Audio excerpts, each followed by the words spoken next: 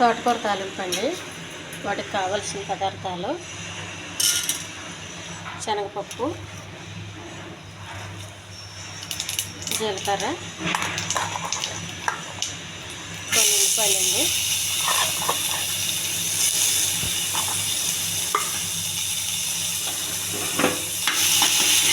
ఇవి కొంచెం దోరగా వేయాలండి. తోటకూర వేయాలండి.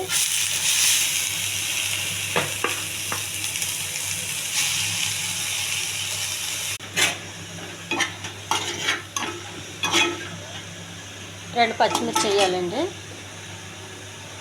ఒక పచ్చిమిర్చి వేసానండి. మొత్తం ఇవి బాగా దగ్గర చేసుకోవాలండి. తోటకూర ఇది హెల్దీ తోటకూర అండి. ఇందులో ఎక్కువ నూనె వేయలేదు, ఉప్పు వేయలేదండి, కారం కూడా వేయలేదు. ఒక పచ్చిమిర్చి వేసాను అంతే అండి. కొంచెం ఉల్లిపాయ వేసాను. ఈ ఛానల్ నచ్చితే సబ్స్క్రైబ్ చేయండి, షేర్ చేయండి, లైక్ చేయండి. ఇంకా మనం ఇంకా దగ్గర కావాలంటే ఇంకా దగ్గర చేసుకోవచ్చండి. ఇది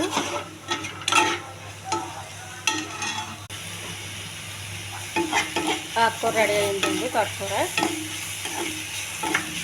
ఇది అన్నంలో బాగుంటుందండి.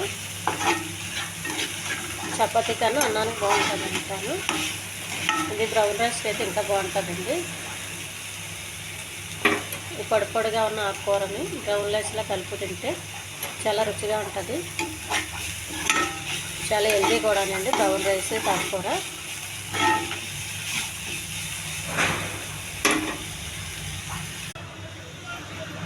కొద్దిగా కొబ్బరి పొడి అండి దించే ముందు, ఎందుకంటే ఎక్కువగా ఆయిల్ అయితే వేయలేదు కాబట్టి ఈ కొబ్బరి పొడి వేస్తే కొంచెం బాగుంటుందండి.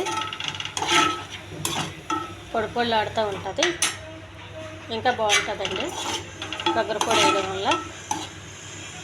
ఇక్కడ మాకు కార్ల గ్యారేజ్ ఉందండి. అక్కడి నుంచి సౌండ్లు బాగా వస్తాయి, మాటలు, వాళ్ళ కేకలు, వాళ్ళ గొడవలు అన్నీ వినపడతాయండి. నాకు ఈ వీడియోలో కూడా వచ్చేస్తున్నాయి.